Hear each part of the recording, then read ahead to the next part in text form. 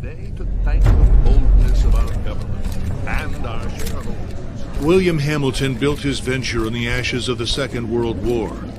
The copper mine he envisioned was ransacking the First Nations' ancestral territories, drawing the wrath of the local people. It definitely took nerves of steel to stay the course despite all this hostility. Before long, in the face of William Hamilton's cold and uncompromising stance, the petitions and peaceful protests turned into sabotage, vandalism, and other criminal acts. The industrialists' private properties also encountered the wrath of the demonstrations. Carl Faubert, a veteran of the Korean War, was hired from Montreal as a private detective to shed some light on this whole thing. But at the end of his journey to northern Quebec, the detective did not only encounter property damage, he also came face to face with the corpse of William Hamilton. The strangeness only kept building throughout the investigation. A powerful, unseasonable blizzard hit the region. Bodies frozen in unbreakable ice appeared. The local fauna began to act strangely and aggressively. Carl Faubert began to doubt his own sanity. The detective felt the weight of a gaze as if he were at the mercy of a powerful, feral creature, waiting for the right moment to attack. Carl's fears were taking over, overpowering his reason. He was giving into delirium. It was becoming increasingly difficult to think. He thought the dark waters of the lake would shield him from the images he was being confronted with. From there, he had a renewed hope in civilization, or whatever was left of it.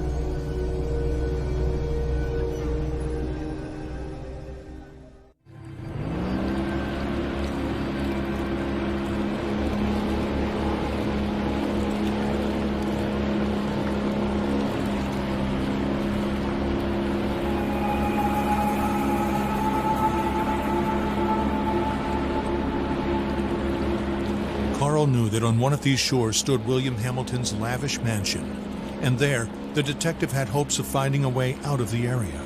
A phone, a truck, and who knows, under the luxurious paneling and damask carpets, he might be able to find answers to his questions.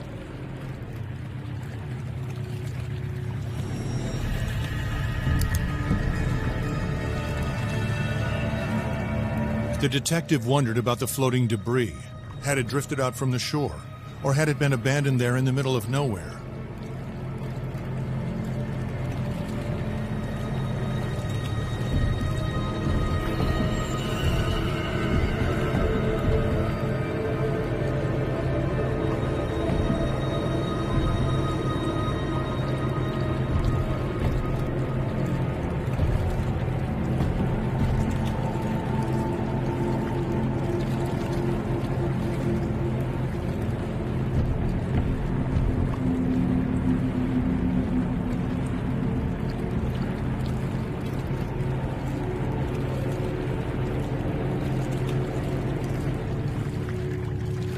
Carl saw a boat in the distance, clearly piloted by one of his own. Had he finally made it to civilization? His hopes were immediately drowned out by the sounds of gunshots. Time to flee again, and fast.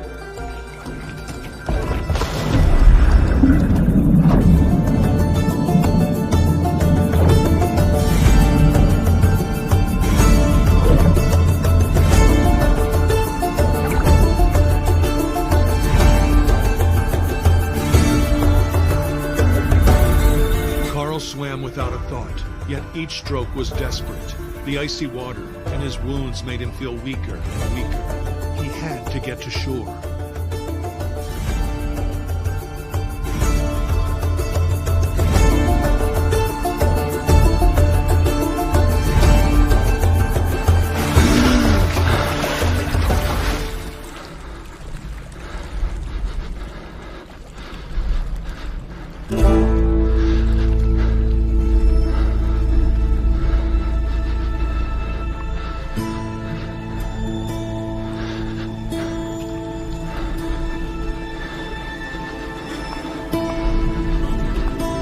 The bleeding and the hypothermia were tearing at Carl's poor body. When he finally saw a light in the distance, he was filled with a faint sense of hope.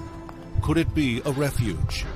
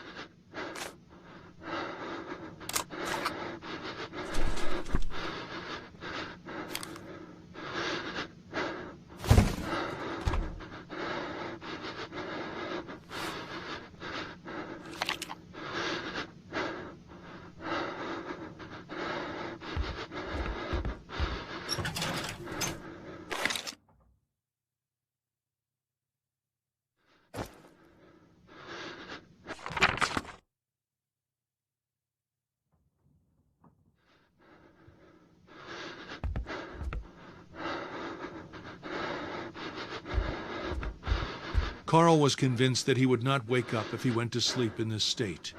It was probably best to make a fire and take a look at his wounds.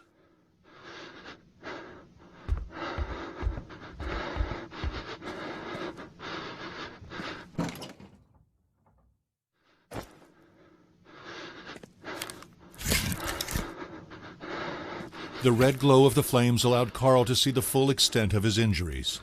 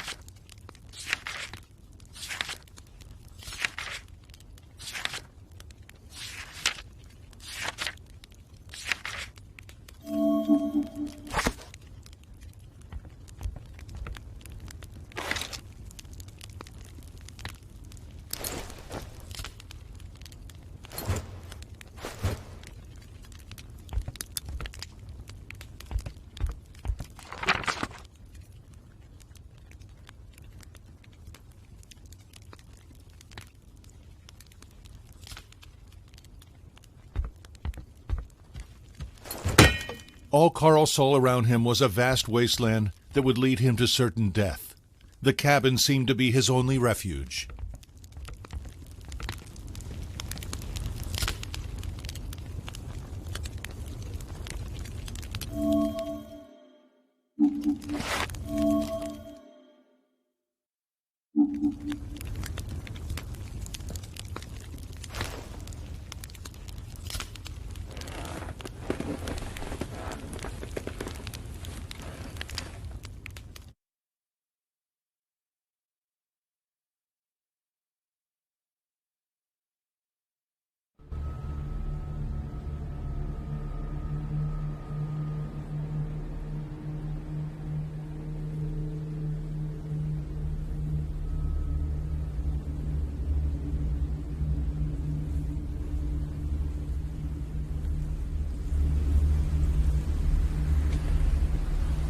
Carl struggled to wake up.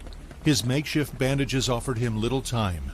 If he wanted to find the truth, he had to get to Hamilton Manor without delay.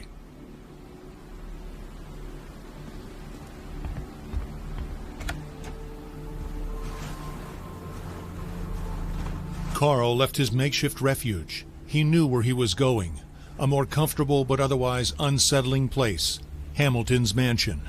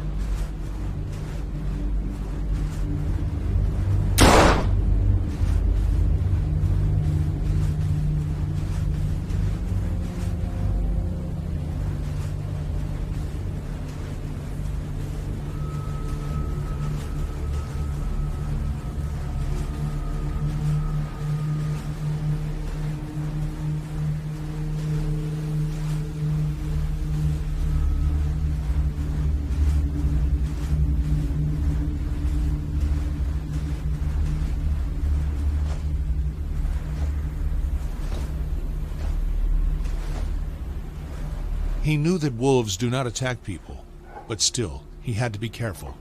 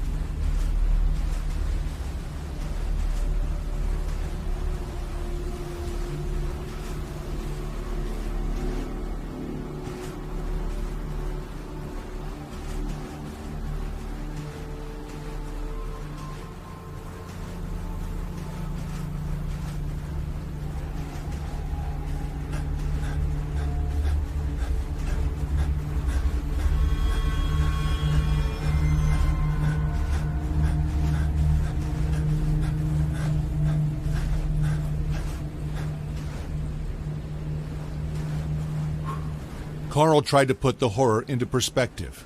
Accidents happen, and in the inhospitable far north, it happens more often than not. Nevertheless, a feeling of déjà vu stayed with him, as if the carnage was not over.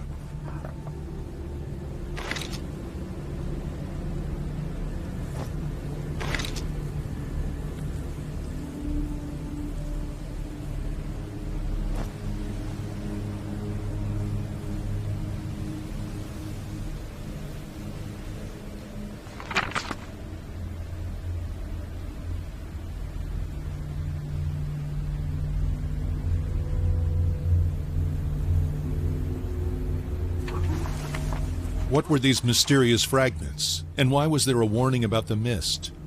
This letter raised more questions than it answered for the detective.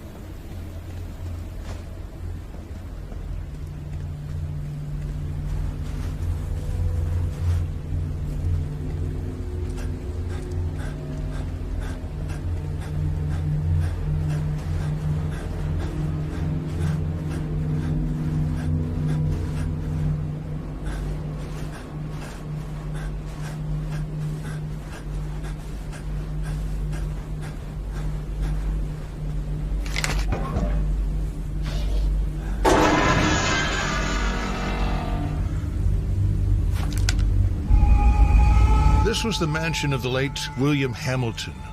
No doubt about it. There was no other rich industrialist in the area to have a sumptuous mansion built in the middle of nowhere. From the sheer size of the building, Carl could guess how much hatred Hamilton instilled within the local population, which lived in small, uncomfortable shacks.